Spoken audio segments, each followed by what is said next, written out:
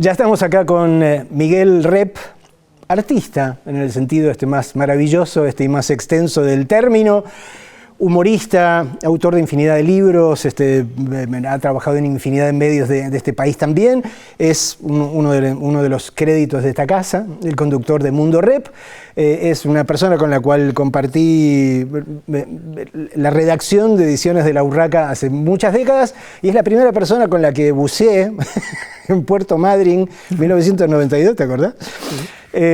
Miguel Rep, muchas gracias por estar acá con nosotros hoy a la noche. 10 de diciembre de 1983, día en el cual asume Alfonsín y recomienza formalmente la democracia. ¿Quién eras entonces? ¿Cómo habías pasado, cómo habías atravesado la dictadura y cómo viviste esas primeras horas de efluvio democrático?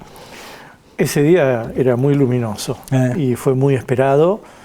Y yo realmente durante la dictadura no me daba cuenta de que estaba en dictadura, hasta que un día, laburando un humor, ya en la revista Humor, me di cuenta, no sé cómo me di cuenta, de que lo que estaba combatiendo la revista en la cual yo laburaba, empezaba a ser un combate contra la dictadura, porque la revista no empezó como un combate por la dictadura. No, claro. ¿No? Era alguna revista como coloquial, costumbrista, y poquito a poquito se iba animando. Yo no era que no sabía lo que era una dictadura y una democracia por culpa de la revista, era porque en mi casa no había política y yo no sé, no tenía edad. Cuando hubo el golpe, no tenía edad, como para saber que se iba a una democracia. Entonces pasaron muchos años y laburando ahí, un día apareció una solicitada de derechos humanos y ahí me explicaron. Yo un poquitito algo ya sabía porque laburaba en otra editorial que era el Récord, donde me lo había cruzado a Westergeld. Hasta que un día dejé de cruzarlo, pero nunca nadie me explicó ahí por qué dejé de cruzar. ¿Nunca dijeron por qué no había vuelto? No, como cuidándome, ¿viste? Yo tenía, poner 16 años y en el otoño del 77 dejó de venir el viejo. Sí, claro. Años más tarde me di cuenta por qué dejó de venir. Y me di cuenta por qué también como que cambiaba el look, ¿no? O venía con pedazos de barro en sus zapatos y todo eso. Claro, estaba absolutamente clandestino. Bueno, pero laburando en humor nos empezamos a politizar. Yo digo que fue un colectivo Humor, ¿no? La Urraca fue un colectivo que fue creciendo de a poquito y de a poco se fue volviendo combativo a la dictadura, me parece que más que nada propulsado por sus lectores, que primero querían una respiración artificial en lo cultural y después ya querían una especie de, bueno, basta, esto es una dictadura y hay que acabar con ellas. Así que cuando llegamos al 83 yo estaba súper contento, no había votado a Alfonsín, pero ese día estuve muy feliz, fui con mi hermano, hicimos todo el trayecto desde la caravana en la Avenida de Mayo, desde la 9 de julio hasta la Casa de Gobierno, y entramos a la Casa de Gobierno detrás de Alfonsín, los dos, sí, así, pero empujados, y salimos por Balcarce eyectados. Pero fue increíble esa subida al escalón porque vi un par de cosas que después me sirvieron como dibujante, ¿no? Digo, sí, lo que decías y trataba de recordar mi propia experiencia ahí en ediciones de La Urraca, y sí, obviamente fue una formación, digo, sobre todo para nosotros que éramos de los más jóvenes que había en la editorial en ese momento, ¿no?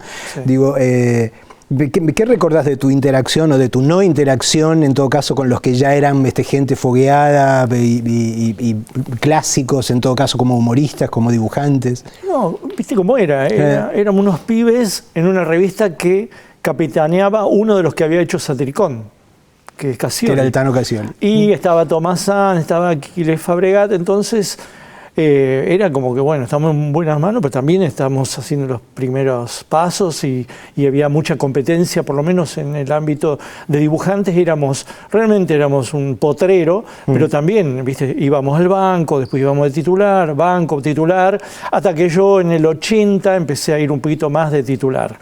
2 años después que aparece la revista, empiezo a tener una página, bueno, ahí me veo como mi surgimiento, mi nacimiento como autor vendría a ser, ¿no? Pero después también me mandó al banco de nuevo, y así hasta el 83, en que yo me fui de la Urraca, me fui a hacer una revista filoperonista de humor, que duró muy poco porque era bastante floja, que se llamó Feriado Nacional. Ah, cierto.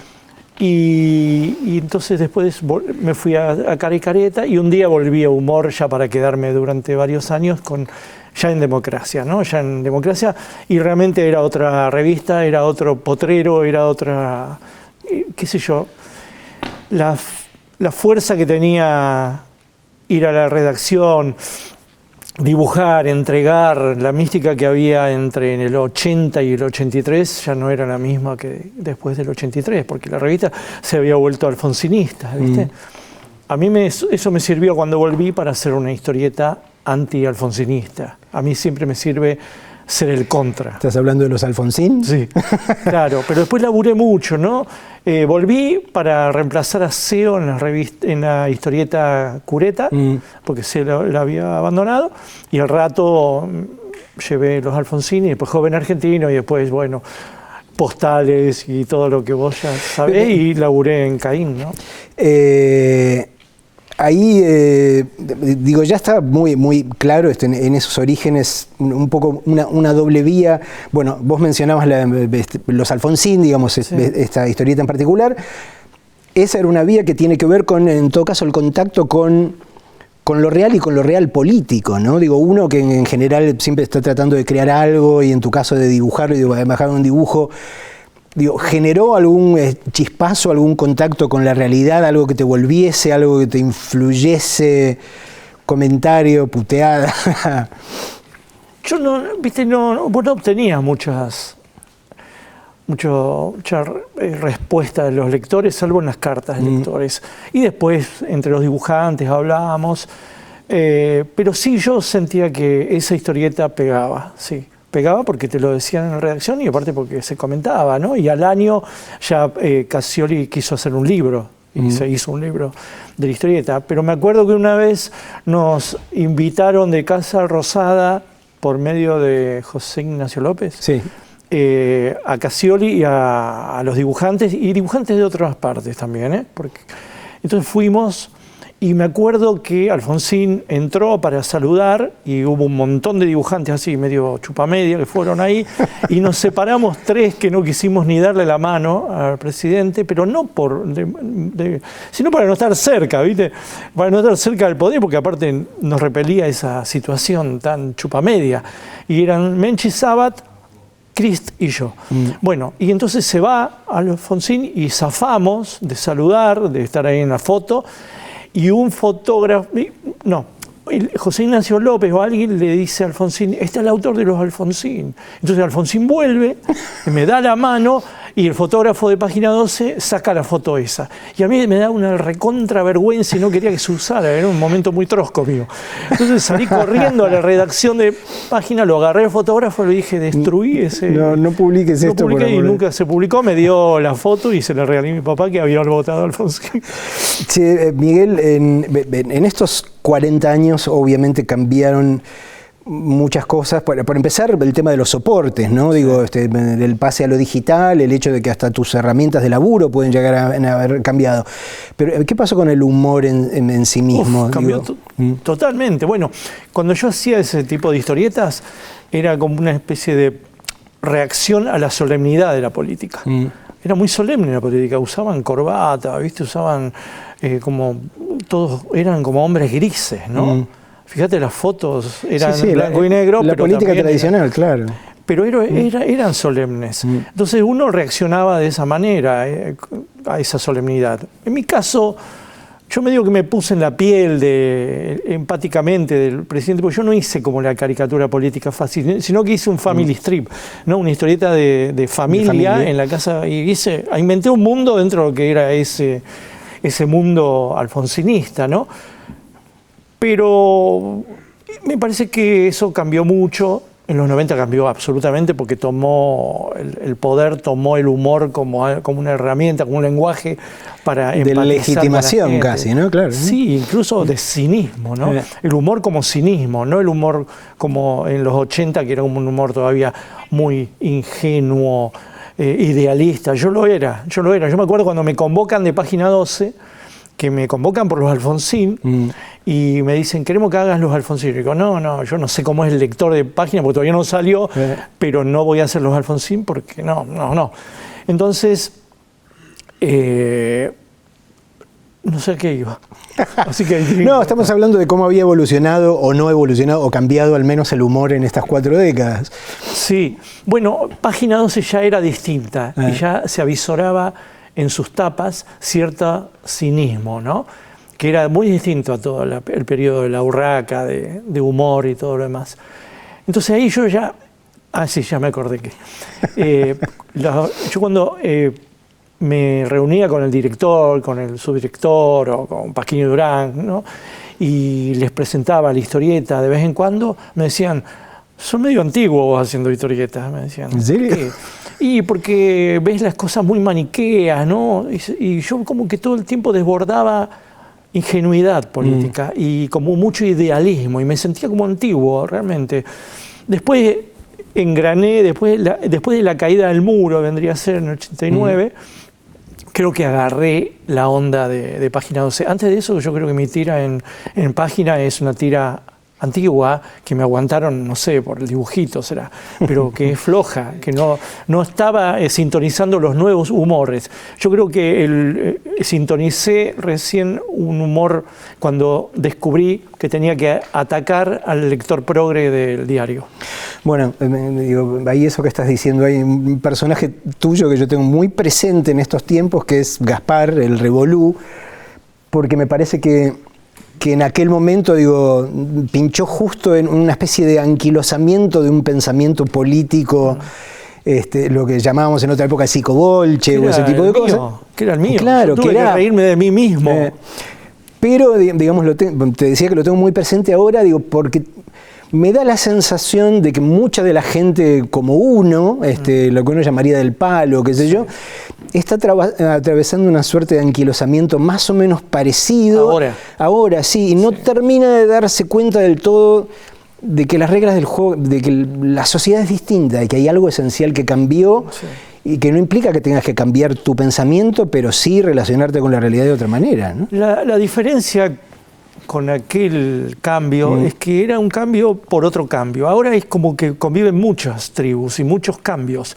Todo el tiempo hay un derrocamiento nuevo. La novedad, ¿no? La novedad se derroca con una otra novedad. Eso me parece. Y el humor cambia también mucho por eso. Entonces, yo creo que si haces una historia de los memes desde que aparecieron hasta hoy, han cambiado mucho, como uno ha cambiado. Yo no sé si uno ha cambiado tanto, porque al volverte autor también te anquilosas en una especie de discurso propio. Yo creo que yo cambio más en el dibujo que en mi lenguaje humorístico, ¿entendés? Si bien me he vuelto más cínico, me he vuelto más distante y más abierto también, creo que es el dibujo donde yo puedo remontar nuevas olas, pero no sé si en el humor, porque somos medio presos del humor y sobre todo los que trabajamos ideológicamente con el humor. Yo nunca escondí mi ideología, mis apetencias, ya sea externas como internas, ¿no? Yo creo que soy un autor raro por eso, porque he mostrado también mis maneras de pensar la política y hasta mis indignaciones, ¿no? Pero esto sí te mantiene con una especie de knockout permanente, esta novedad, esta era de la novedad, te noquea, tenés que levantarte, te noquea, tenés que levantarte, siempre tenés que renovarte, ¿no? Porque si no... No te dejas de remedio. Si no te transformás en Lino Palacio, ¿entendés? Te transformás en una historieta antigua, en un humor antiguo.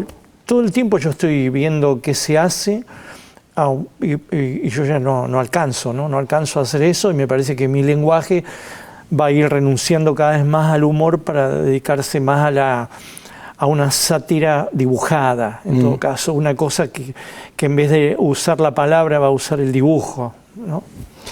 Es una situación muy rara esta en la cual, digamos, el humorismo ya no es una cuestión de profesionales, como se supone que era antes, más allá de que fuesen artistas, y que de repente es algo que practicamos todos de una forma u otra a través de las redes sociales. Sí, total. Digo, está esa dificultad, digo, que vos mencionabas, pero además, digo, la dificultad de la obligación de reírse, digo, ¿cómo se ríe uno en circunstancias como el 2001, o cómo se ríe uno el 1 de septiembre de 2022, o cómo se ríe uno ahora, ¿no? Digo, ¿lo sentís como una obligación, algo lo que Yo no siento forzar? obligación de hacer reír. Yo lo que siento es que tengo que acompañar con mi lenguaje humorístico estos climas que muchas veces son de desasosiego, de incertidumbre, y otras veces son de alegría y de adhesión. Entonces yo lo que hago es una línea que no se mofa. No ando mofándome. Si hay algo que es muy terrible, yo lo acompaño con mi dibujo, con un sentimiento, con una situación paradojal, cubista, pero que no es la búsqueda del chascarrillo ni del juego de palabras. No, es como uso mi dibujo y mi actitud grotesca para darle forma al monstruo o a darle forma al fantasma. Cuando hay una situación de incertidumbre o fea, horrible en la sociedad, la gente siente mucha angustia porque hay un fantasma, no tiene forma. Entonces, en cambio, me parece que los artistas tienen que darle forma para que ese fantasma pierda poder. Creo que eso es lo que hizo Picasso, creo que eso es lo que hizo Goya, eso es lo que hace el Roto en el país y es lo que pasa con suerte cuando hay buenos autores, ¿no? Eso, yo no estoy así como buscando la risa, el gancho, no pertenezco a la tribu desgraciadamente, a la tribu fontanarrosesca, ¿no? Realmente de hacer reír. Y sí pertenezco por ahí más al parentesco con Quino, ¿no? O con el Roto, esta cosa de dibujos que son de una sátira negra o blanca o lo que sea, pero no la búsqueda de la risa. Así que el humor es un lenguaje que no siempre hace reír. El humor es simplemente te acompaño en el sentimiento, te alivio un poquitito, le doy forma al fantasma.